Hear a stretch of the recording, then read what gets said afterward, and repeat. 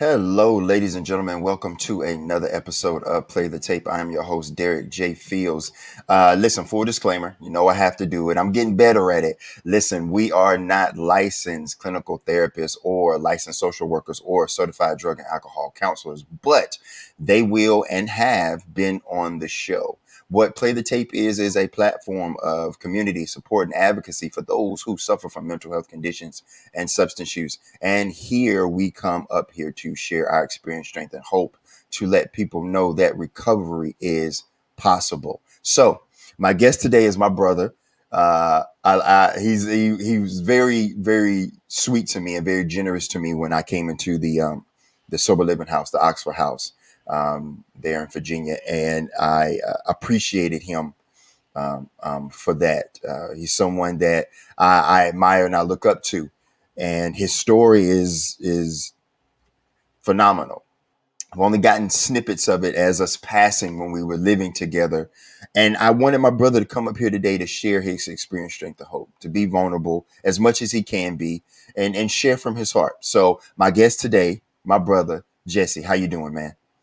Hey, what's up, Derek? I'm good. I'm good. Good. I just wherever, like we talked off air, wherever you want to start, whatever you want to share, that's on you. And so the floor is yours. Okay, thanks. Um, yeah, I mean, I guess I could start, where the drinking started, because like most people, I started at a young age. For me, it was 17. And looking back on it, like, I knew that, it, looking back on it, it's pretty clear that alcohol was going to be an issue, because when I first started, I was at a summer camp and there was these employees. They got some beers, and I remember the first time like I consumed it, like I had that feeling, like I had the beer. It tasted like crap, right? Mm-hmm. Yep. And the feeling came over me, and I just chugged it. And then after that, they were like, "Okay, have another one." And I just remember like the feeling of like, the anxiety going away, and then like it was just fun and this and that. And it kind of just started this snowball effect, like these beliefs of like I needed it to kind of fit in with people, and to I was more fun when I drank. I wasn't as nervous around people, and so it kind of became like a necessity I needed when I went to parties and stuff. Um, and even early on, like going to those things, I would like pretty much drink to a blackout state, like, and it was funny. Like, there was one time, probably a year or so later, that I decided I was not going to drink at this party so I could remember it, because I wouldn't remember the parties. And it was one of the cooler parties because I actually got to see other people do stupid stuff like me. Um, Yeah, yeah, yeah. I've been there. They'd be like, I'm gonna be on the outside looking in this time. Yes. yeah, yeah. It was fun. But I didn't do that often. I liked partaking too much. And Yeah, and mostly during the summer, like in between college, I would do that, and then college I was good, and um, and then eventually it kind of seeped into college, especially when I moved off campus, like, and was able to have like my own apartment and everything. Mm-hmm. Um, and of course, I would hang around people that kind of enabled it or drank like I did. Um, and Of course, like when I was in college, drugs came in to play too, like marijuana and stuff. Pretty much anything that would change me or make whatever thoughts or uncomfortable feelings go away, like I would do it. And that was fun. Like I had fun with it. I'd black out, but I was around people that whatever. And then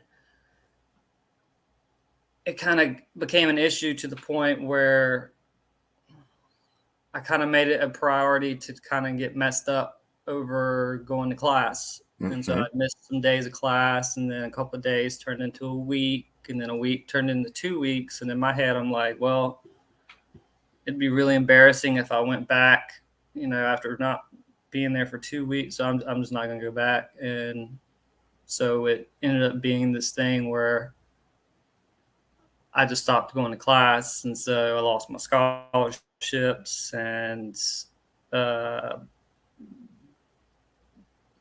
yeah, lost my scholarships and failed all these classes. And I was at this point where I could continue another year and try to make up these classes out of pocket. I mean, I was already in debt because I had to pay back the scholarships that I lost. Because there was like a stipulation where I had to teach for a certain amount of time Mm-hmm. but of course I didn't do that. So I was kind of like, I didn't know what to do. So I was like, you know, at the time I wanted, I was like, I was joining the military, for like structure or whatever. Mm-hmm. Because obviously I was lacking that at the time. Um, and yeah, that was true. But like, looking back on it, I have a very bad, or not a bad habit, but I tend to like, rather than confront problems, I tend to run away from them. And this was my way of running away from that, by joining the military. Yeah, I mean, it did help me, because I did join the Coast Guard, and it kind of helped me get back on track, like financially and everything. But um, the drinking didn't stop. I went to boot camp. My first unit out of boot camp um, was Homer, Alaska. And once I got comfortable with people, of course, we do the port calls, Mm-hmm. and I would go to, and that's where it kind of, the the isolating drinking started What's taking.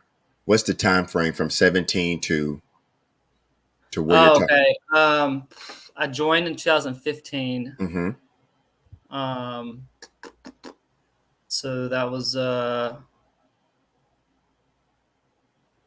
I was in Alaska probably about 2016, 17. Okay. And I was college was in there too. no college. College was from when I was like um, 18 to like 24 ish, Okay. on there. I went to college for like 5 years, um, and then I joined when I was about 25 Okay. in the Okay. Coast Guard. Yeah. Got you. Okay. Um, So the drinking started but to yeah, escalate more as y'all would go to ports and yeah, and I got super depressed in Alaska because I was away from people, and nobody would come visit me there, of course. And I'd use the drinking to kind of numb all that. And yeah, there was a couple of things that happened. So I'll make this brief. It's like a brief little. I think it's funny, but okay. so there's like this apartment housing in Alaska. Like it's an apartment, but it's military housing, Mm-hmm. and the room I go into has sheets on it from the previous person. And I'm like, gross. So I balled up all the sheets and I put it under like in a corner somewhere in the room till I figure out what to do with it. And then one night when I'm like drinking by myself because everybody else went to bed or whatever, like I get it, and it's like already snow and stuff on the ground. I get it in my head that I'm gonna burn these sheets. So I take, uh, okay. yeah, of course, yeah, I'm definitely drunk. So right outside the apartment, I put it in a pile and burn it, and I'm just like watching it and drinking. And I don't know how anybody didn't wake up during all that, but we go back to the boat the next day, and I kind of remember what I did. I'm hungover, of course, and the chief pulls all the non-rates in and is like, "Somebody burned something last night," because it was like a burn mark, like on the grass, I guess. And I immediately, you know, fessed up, and so like that started this whole thing where they were like, okay, well, you're going to have to do like an alcohol program, which was just like an online thing. It wasn't like going to treatment or anything.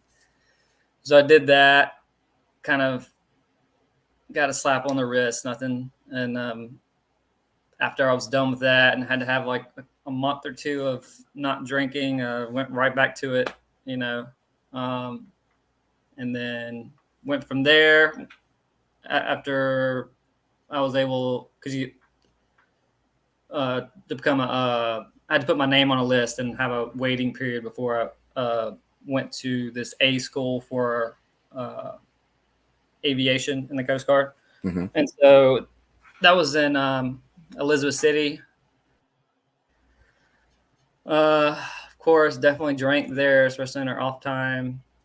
Um, uh, Definitely many things I could get into, but like the night before our graduation, um, I got so blacked out that people had to like carry me to the back to our barracks or whatever. And I think I said some things that like upset people. To this day I don't know what I said. I didn't really want to know because I was embarrassed. But like, there's yeah, it was very awkward at graduation, but um, nobody told on me or anything. So I mean, I graduated and it was very awkward. And so like, and then I went to Bob, Alabama, and it continued to where I would go to these parties and get blackout and probably embarrass myself. And it got to this point where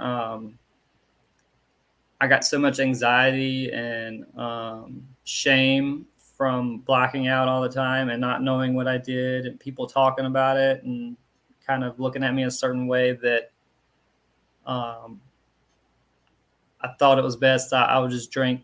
I drink by myself. Did anybody ever confront you in a healthy way? Any commanders, any leaders, anybody that would be like, okay, Jesse, there's you might need to think about talking to someone at this time, because would anybody ever come to you like that? Anybody in your chain of command? Um, not like that. No. Not at this point in time. Would you have Uh, been receptive to it if they did? I mean, in that moment, you look back at it now and be like, of course, that in my recovery to this day, yes, maybe, but in the midst of it, would you have been receptive to that type of At cause that moment in time, no, because I think I was still kind of in like a denial state of, mhm. you know, I can go a week or two without drinking. So, I mean, obviously, I don't have a problem. Yeah, you even went the month too. That month you had Yeah, talked about in that program, not yeah. necessarily treatment, but you also went 30 days. So yeah, I could see how going a week or two, going a month or two, okay, there's not necessarily the problem. I do want to get back to when you was in Alabama, but I want to go back prior to 17 real quick. Was there anything, if you want to share, and I tell that all my guests, it's up to you what you want to share. And I feel like that's very important because some people aren't ready to share everything, and that's okay. And I just want to ask, was there anything up to 17 that led to the anxiety or the depression, or that made you want to drink and party and black out to escape or to numb? Was there anything in your childhood or your preteens or anything like that, young adolescence, that made you want to, once you had that first sip at 17, even though it was disgusting? And I know because I had my first sip at 6 or 7 and it was just horrible. But was there anything leading up to, okay, I've taken my first drink at 17, I'm gonna chug it, I like this feeling? Was there anything that led up to that, that was a spark for that prior to 17? I would say so. I haven't like gotten too deep into it, and Okay, okay. sometimes I like to think about it from like a different point of view. And um, so my parents divorced when I was 8 years old, and going back and forth between them, and from going to treatment and stuff and talking to counselors, like there was like an abandonment issue in Hmm. there. especially with like romantic relationships in my life too. So like it's kind of like a pattern of like I don't like being rejected or abandoned, and there's probably some form of that happened when I was a kid. And so I think looking back on it, like if I'm putting on like a therapist hat or whatever, that that belief early on when I started drinking that I was more fun and people liked me when I drank, um, kind of fueled it because I needed to be fun and liked because if I wasn't, then they would leave me or Mm. abandon me. So like it kind of, I think it kind of fueled that belief that this would help people stay, in a way. I get that. I get that. And it was the same for me. I used um because I was very as a kid too. So I didn't feel like I fit in, and there was a lot of trauma in the household. Loving parents, but still there was a lot of trauma in the household. And I used humor. I used rebellion. I used pornography and masturbation to control my environment, and that took me into sexual exploitations. So I get that because I like you. I I I didn't fit in. I thought I had to be the class clown or the humor guy or the funny guy, the comedian, the comic. And as I look back on it, like putting on my therapist hat, even though this isn't therapy, but as we've been in treatment, we've learned layers about ourselves that we had to peel back in therapy. And I'm with you. I'm right there. So understanding that the alcohol and the drug use is a way to fit in. And I get that, me too. So now moving back to Alabama, you're in Alabama. Continue on that line, that storyline right there. Now that we're in Alabama, what was going on? Yeah. Um, but yeah, like the anxiety got worse and everything because I was, blacking out and embarrassing myself. Um, so it wasn't working in the way that it started to where I was using it to fit in because now it was making it to where I wasn't really fitting in. Mm, Nobody really drank like me, and I liked getting messed up to kind of, you know, because at this point I went through relationships that have kind of built this like core like resentment and like feelings that I was wanting to use it to numb out, um, or not feel or feel different, yeah. and so I'd isolate and do that, and it got to the point. I don't know. It got to this weird point where like I drank so much, it actually made it to where, at least on this one instance, I got more depressed and sad, and ended up in a drunken state. Was just like, holy crap, I got a problem or whatever. And so I called my supervisor and told him.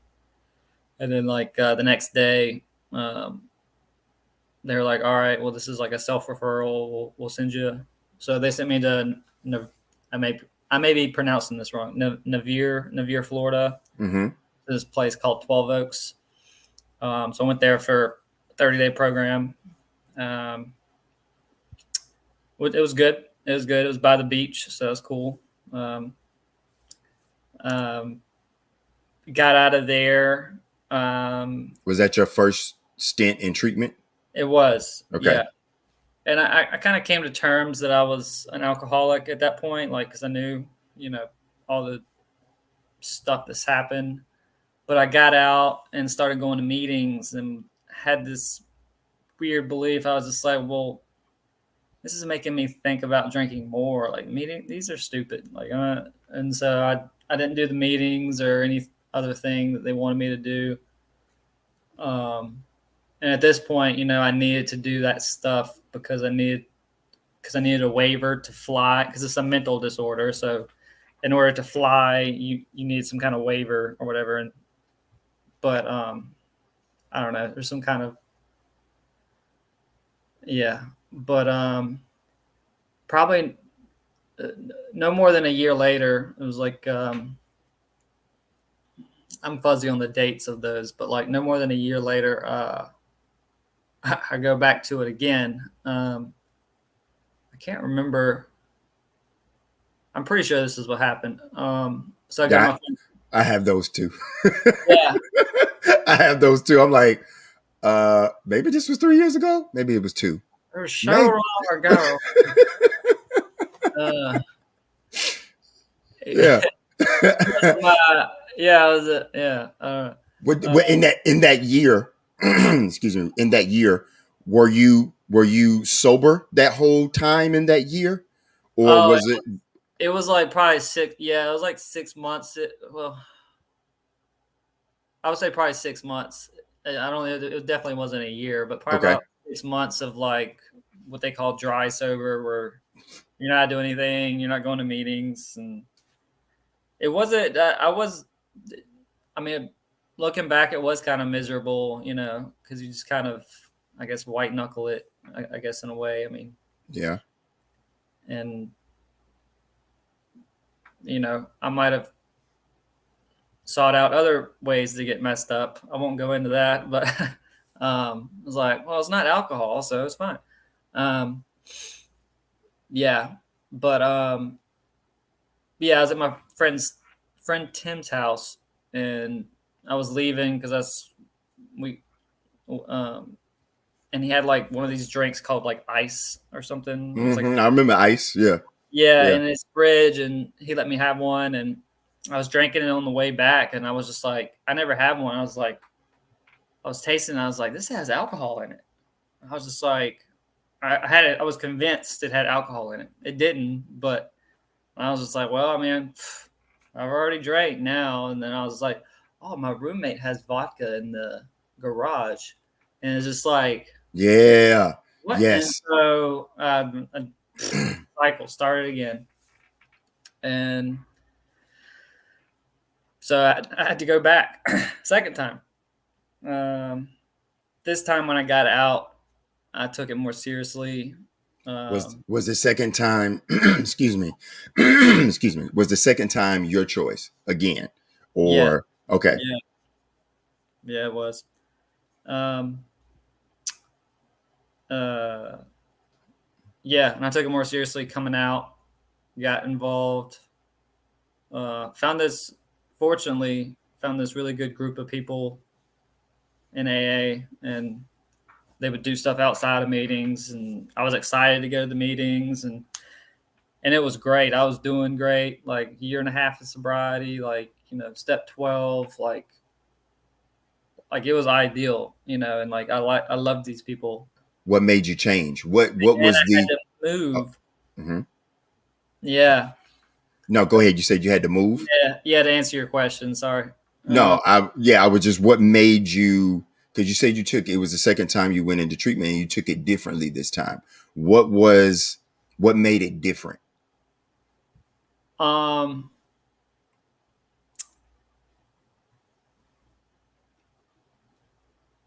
Coming to terms with the fact I needed like some kind of outside help rather Hmm. than, you know, yeah, I'm an alcoholic. I'm not going to go to meetings. I don't need other people's help. Coming to terms with like, yeah, I do need to go to these meetings and get help from these people because they know what they're doing. It was I can't, your mindset had to change. yeah, yeah, for sure. So you was with these people and they was doing outside things and this fellowship, and you said you had to move. Well, yeah, I mean, I'm in the Coast Guard, so frequently, so Oh, I did my 4.5 years in Mobile, Alabama, and uh, I mean, so yeah, it was how awesome, so but how does that work with you're in the Coast Guard, you do move, you do have to do your time, your allotted time. You find a group of people that you're connecting with, that you're building a community with, a fellowship with. How does that's so interesting. That's like, how do you build this community? Of course you can now with with technology, of course you can FaceTime, you can Zoom, you can Google Meet and all that stuff, Messenger. But it ain't the same as being with someone one on one and being in these different events and different things that they have going on outside in the community. So how did that moving change that for you? um, Was it difficult? Well, yeah, because like going from Mobile, Alabama, I went to Virginia here. Mm-hmm. You don't really know anybody. You lost your like kind of support network. Um, so you got to start from scratch. And for me, um, so before that, I was in Mm-hmm. California because I had to go to a different A school because I had to switch rates because they told me you either get out because I didn't get the waiver to fly. You either get out or switch rates. So I switched rates and went to California for 3 months to do that. During those 3 months, this was during COVID and stuff. Mm-hmm. I didn't do meetings. Didn't talk. Didn't talk to a sponsor. Didn't do any recovery stuff. So I was away from all that for 3 months. Then I go to Virginia, like 3-4 months after my move, and I guess my addiction comes back, where it's like, well, nobody knows me here. There's no accountability. There's no, even the command has no idea about, um, what's going on with me. So like, it's like start from scratch, And so like, um, hanging out with my roommate at one point, not this current roommate, but a different one. Mm-hmm. Um, I got it, and they were drinking like Hennessy or something, and I was just like, "Hey, make me one." And so they make me a drink, and that started that again.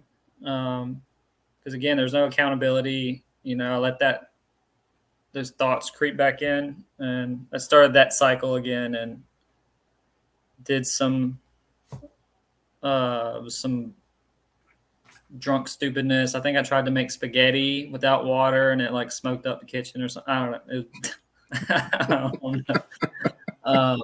But this person was not happy with me, and they ended up telling on me to the master chief, and he was just like, "Well, looks like you have a drinking problem, huh?" And in my head, I'm like, yeah." I forgot And about that.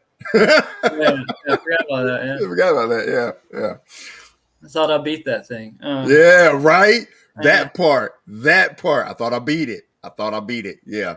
Had a yeah, lot of those. I thought I beat it. Yes.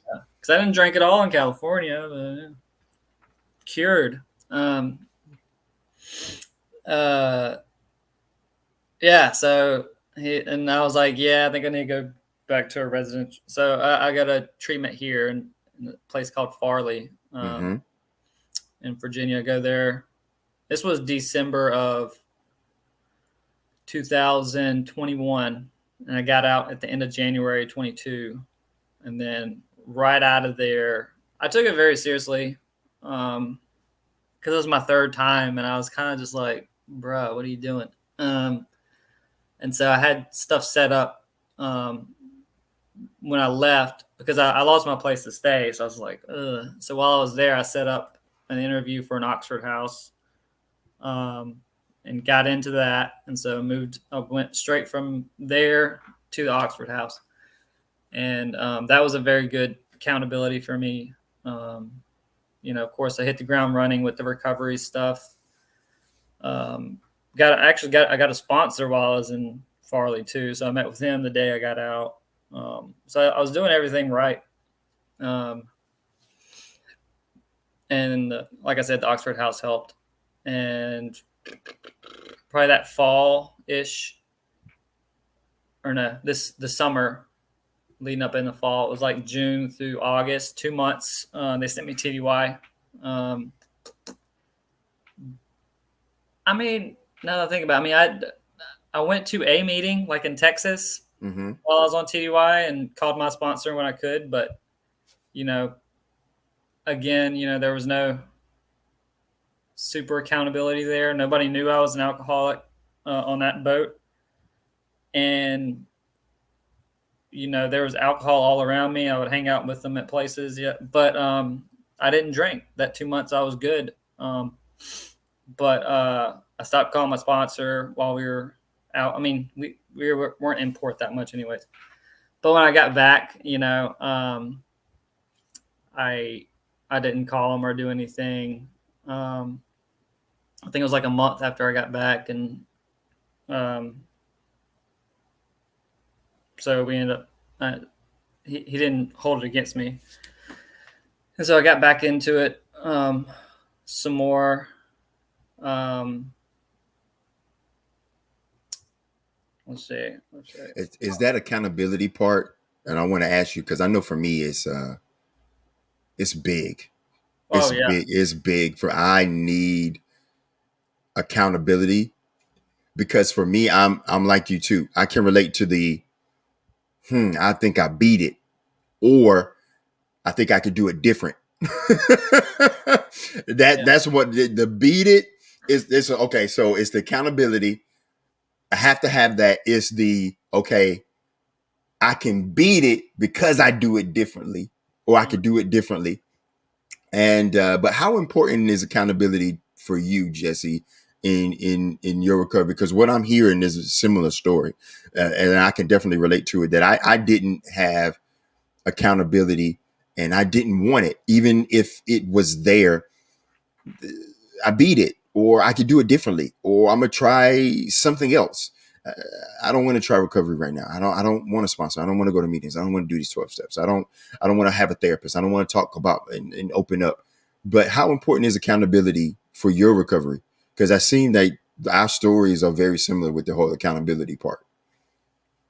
it's very important because it's not more about it's not an if, but a when is my messed up thinking going to creep back in, and if I don't have like these measures to kind of defend against it, then I'll usually start believing them. So like with the Oxford House, Mm-hmm. it was a huge accountability because there were definitely points if I wasn't living there, if I was like in an apartment or whatever, I would have drank. Like I specific I can't remember what exactly was going on, but like sometime in the fall, like I was really wanting to get messed up. But like I knew that if I did, I would get kicked out and I'd have to find a place. I didn't really want to, play the tape forward, Yes, absolutely.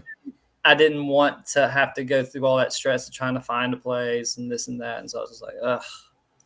And then that passed, and then like the next day, I was just like, I'm glad I didn't do that. But like in the moment, like I don't know. I'm glad you said it passed. What do you mean it passed? When you play the tape forward or play the tape through, you that feeling of those thoughts passed is what you're saying? Yeah, so like I kind of knew what would happen. I would maybe I'd get away with drinking, but eventually like I would get caught, and then I'd Mm-hmm. get kicked out, and then there'd be the shame and the guilt, and then there'd be the stress of trying to find a place to stay, and um because really I mean in my head, I was just like, yeah, I could drink and nobody would, but like they would find out somehow. Right. I would It probably all end it up doing something stupid drunk, or making some kind of noise. yeah, some spaghetti or you go Yeah. burn. And Yeah. I'm not laughing. I'm laughing Oh, because we yeah. can laugh at it now, right? Yeah. But that's how it does. I almost started a fire in my apartment trying to make try to cook crack cocaine, and I almost started a fire because I could do it. I seen it on TV. Oh, yeah. Yeah, you know what I mean. Like just I can laugh at it now, but I'm glad it didn't escalate and become something bigger, and I'm glad for that for Oh, you too.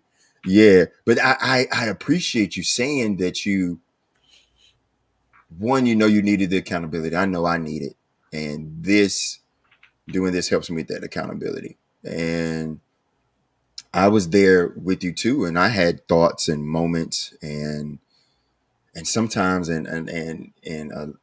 would be in my room and I would cry because one the pride of, hey fellas, and sometimes I would talk to you, or I would talk to JJ, or I would talk to Brad, and I would talk to the fellas in the house, and be like, like sometimes it's a struggle, and but sometimes I would be crying, and because it's just be those thoughts of coming back, and I knew I had to go make a meeting. I knew I had to go tell my sponsor. I knew that I had y'all there, and the same tape that I played, I didn't. I don't want to use. I want to use, but I don't want to use. Why? Because I know that it's going to be found out and I'm going to get kicked out and then I'm homeless again. I'm in my car. Then I got to come back and get all this stuff that I don't know what to do with that might not even fit because you acquire more stuff when you get into a sober living house, when you get into an Oxford house, you start to live again. You start to acquire things again and you start to live and grow. And I didn't want to get kicked out. I didn't want the shame and the guilt. Didn't have no place to go. So I'm with you. I had to play that tape all the way through as myself, and it passed. And I'm glad that you said that that passed. But it's not always going. Some may pass quicker than others, and some may take a while. Did you Yeah. ever experience those that took a while to pass? And in those intrusive thoughts, in those urges, what did you do? Um,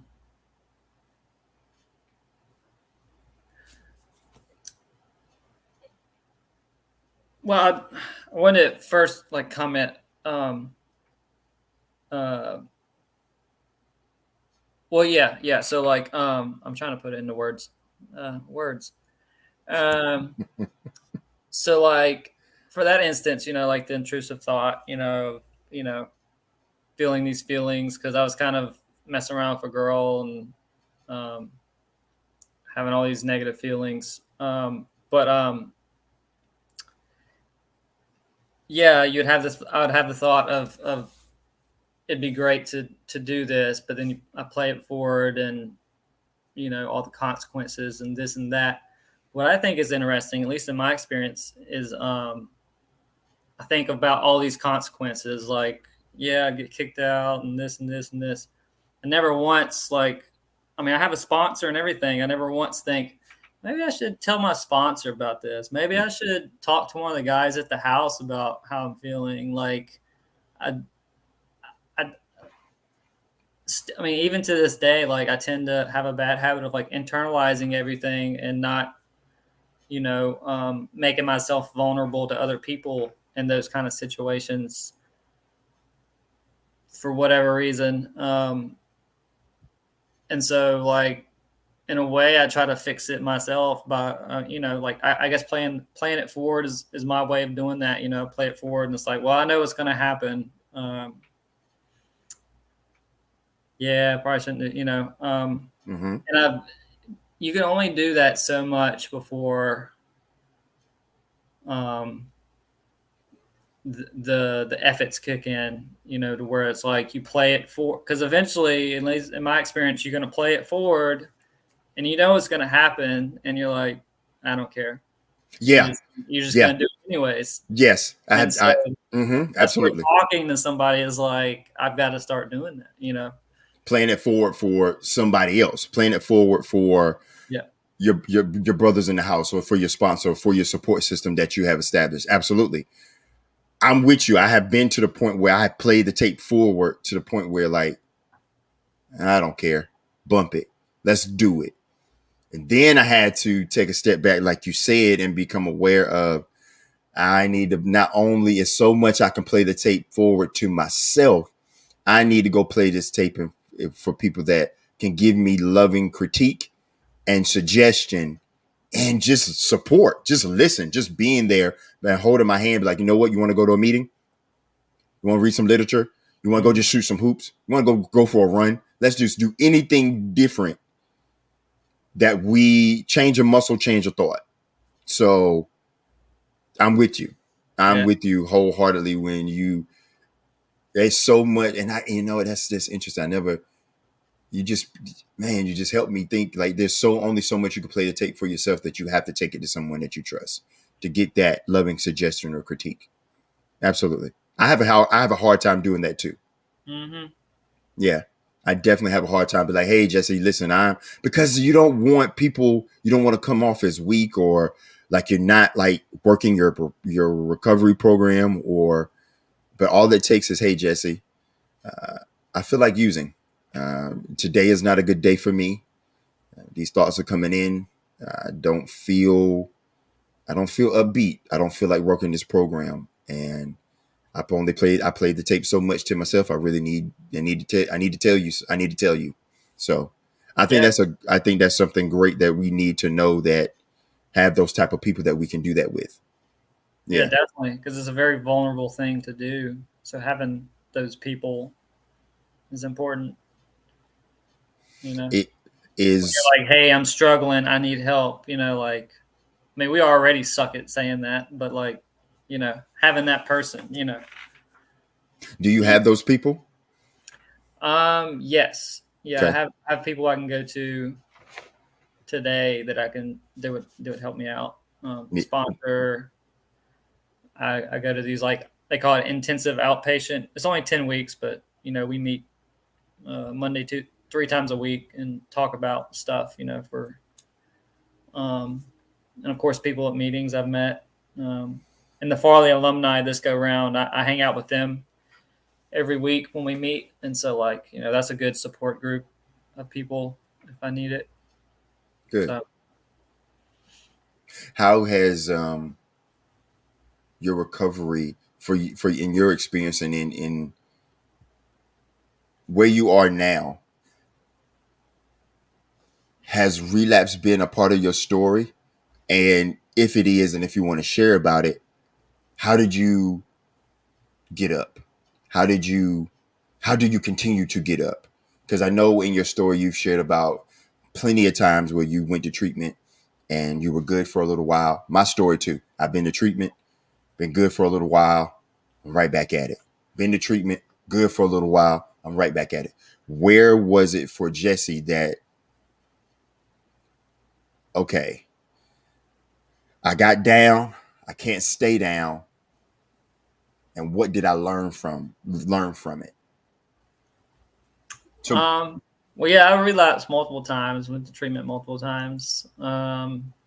Even here with the Farley thing, did that, stayed in Oxford House for a year, moved out um, to an apartment, which I'm in now. And then I went TDY for a month in April, April-ish, yeah, Aprilish. of this year. And I was in Europe, one of the places being Amsterdam.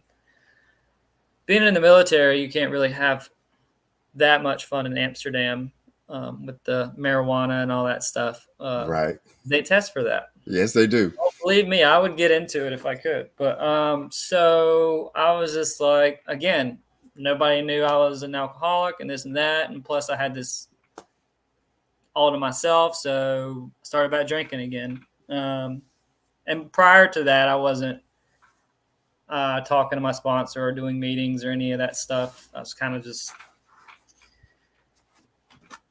I don't know, it.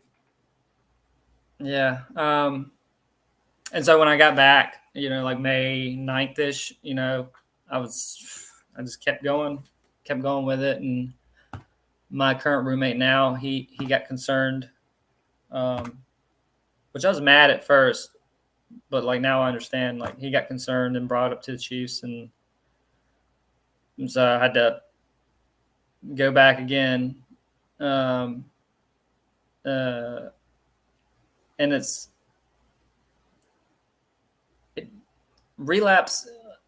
I mean, sometimes it's necessary, and it kind of, it definitely affects your pride a lot. Where it's Hmm. like failure again. You know, um, and almost like people are judging you for it, but they're probably not. Um, What did you learn this time that was different, or maybe the same? Because there's some times that I know for me in my experience, when I have relapsed, there is a parallel and there is a perpendicular where things intersect, but there's things that I learned that are side by side, or that they intersect. What for you did you take this time that you could take to add to your recovery, to for prevention? um, Trying to be like actually get more involved and kind of mirror, like kind of what I had in Mobile, Alabama, rather than just going like through the motions of like, all right, I've hit my third meeting this week. I've talked to my sponsor, 6 times. Okay, check, check, check. Just kind of doing all those things, and then not um, trying to actually like make it more of a lifestyle. Because like if it were up to me, if I could like sit in my room with the big book by myself and do the program, I would. Because I don't know. I'm but I knew this time like I had to do things differently. That being the IOP thing that I'm doing now. I didn't do that last time. I'm doing the alumni now. People that went through Farley, they go and talk to clients on Tuesday and answer questions and stuff. And after that, they go have dinner and talk and stuff. And that's actually where I met my sponsor, current sponsor now. And so just try to get more involved with them and kind of build like relationships, you Mm-hmm. know, um, to where, you know, I feel more comfortable like coming to people with those, you know, crazy thoughts or whatever. Um,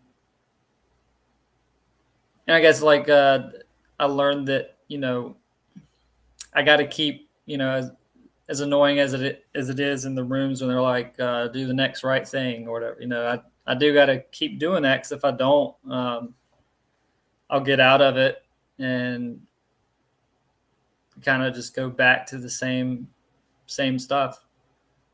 Um, and I got to be more vocal of problems rather than internalize them. Because like we were saying before, um, with the playing the tape forward, like if I let things build up to a certain point and don't talk about them, you know, the case of the efforts will come back, and I'll just Mm-hmm. drink regardless. Absolutely. Because my problem, yeah, I have a drinking problem, but my actual problem is, up here, like what's going on, like, and you know, I use alcohol to fill like this void. I call it a void. Temporary solution. And as it says in the book, we have a spiritual malady or whatever. Mm-hmm. Yep. And so being around people of like mind, and then kind of staying in touch with that higher power that kind of fills that void or whatever, just doing all these things to get outside of myself, going to these alumni events, reaching out to a higher power, like doing things that's not me, really really helps, and is a thing that I really needed to be more focused on this go round. um, because when I'm doing those things, like it helps a lot in my recovery, especially the spiritual aspect of it. Yeah, absolutely. I appreciate you being vulnerable as you could be. Yeah, I really do. And I thank you for that. It, yeah, it, I tell my guests all the time, I hope this is helpful because it helps me. Um, this is something that I do for my recovery as well, because I get to fellowship with like-minded people in mental health and substance use. Um, and that keeps me accountable because I get to hear stories like yours and previous guests and future guests that I can learn from, and I take something with, and it resonates with my spirit and it resonates with my mind and my heart. Like, okay, this disease is something to be respected, not feared, but respect. Have a healthy respect for, and there are things that we have to take in account and things that we have to do. I know for me, uh, the aid in my recovery. That's mental health and substance use, because I'm on both sides of the fence when it comes to that. The substance use is a symptom of my mental health.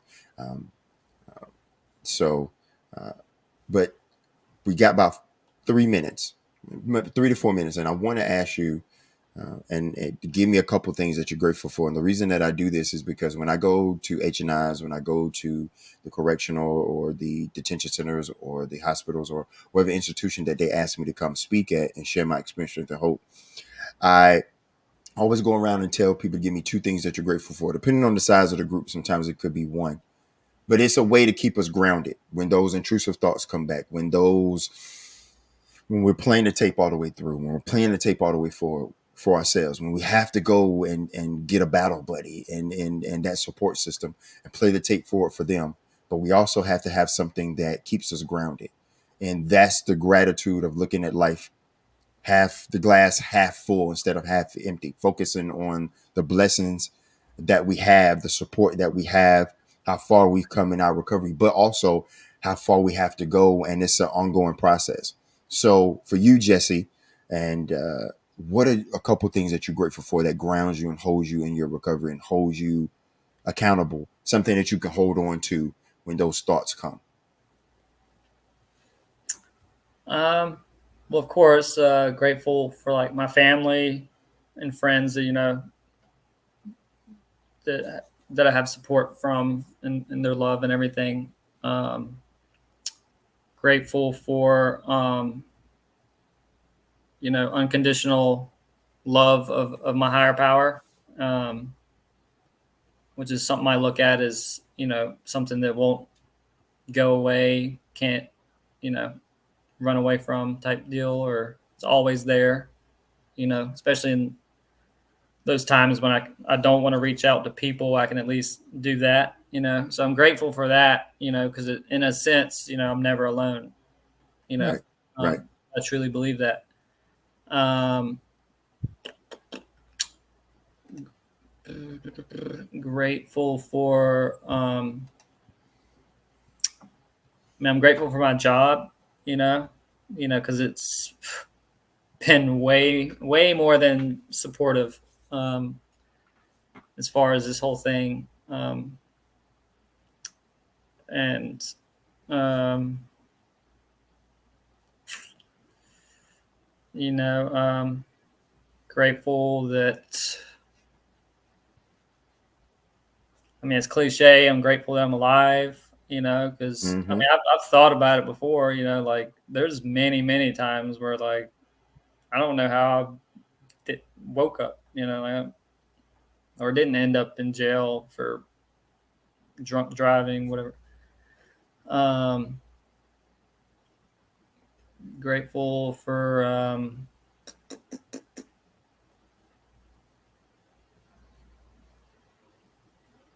AA. Something out there. Right. And that's something I am working on. Actually, doing like doing gratitude in the morning. I pray in the morning, but as far as like doing gratitude, it's it's definitely important. Mm-hmm. Um, They both are. They both are. Yeah, I'm with you. I can relate to that. I know for um, me. Oh, go ahead. Go ahead. oh, it's just gonna be like a random thing. I can tell you after. It's No, no, go ahead. Go ahead. You're good. You're good. when I was. You might find this interesting as well as your listeners, but one of the speakers at Farley, he was just like, he told us to make a gratitude list and like 5 things, whatever. And we all did it on a piece of paper. And he was like, all right, now in front of each of those, put, the F word, FUCK, Mm-hmm. like every single one of them. And we were just like, okay. And, or actually, no, he just had, I can't remember. But anyways, he said, put it in your wallet or somewhere. And the next time you're like in a store or somewhere where you're going to go use, take that out. And before you buy it, say, F my family, F my friends, F my job.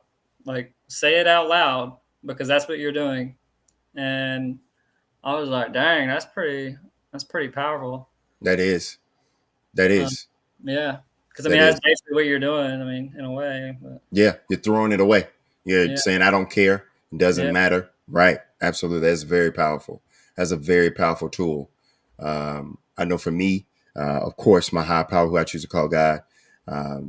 This Hmm. platform, I play the tape, my family, humor, just shelter, food, a hot shower. I always say recovery is inspirational change moving forward, and it looks different for everybody. Like I know for me, even going to help my dad cut grass is something that I'm grateful for. Going to go get some sun on my face. So I'm with you with that. And again, Jesse, listen, I love you, brother, and I thank you for being here. You got my number if you and I got yours. Listen, use it. I'll use yours if you ever need to play that tape all the way through or play that tape forward. You got somebody here, and I definitely will do the same. And I'm very grateful that you're up here doing the show and sharing your experience, strength, and hope in your testimony today. I really appreciate you. Yeah, no problem, Derek. It was good to be here. Absolutely. And I'll let you know when your episode comes out and when I drop it and when it's published and everything like that. And then, uh, yeah, listen, I love you. You take care. You be blessed. Until next time, I'll talk to you soon. All All right, right, peace. man. Absolutely. That's what we do, ladies and gentlemen. Another episode, another track has been completed. Oh, man. Again, thank you to my brother and my guest, Jesse. I really appreciate that. Really appreciate him coming up here and being vulnerable. It's this journey of recovery is going to look different for everyone, and it is. And some people relapse is not a part of their story, and like me and Jesse and some of my other guests, relapse is a part of our story, and it's okay. It's okay if you went back out there and you didn't find anything different because there isn't anything different. Just thankful that you came back. I'm thankful that my brother came back. I'm thankful that I came back. And me and my brother Jesse have come back a few times. Just wasn't one time. We've come back a lot. But listen, with understanding comes peace. With peace comes love. With love comes hope. With hope comes faith. And with faith comes recovery. There are people that are jumping that pit with you because they know the way out. I can't. We can. I love you. We love you. Most importantly, God loves you. Until next time, peace.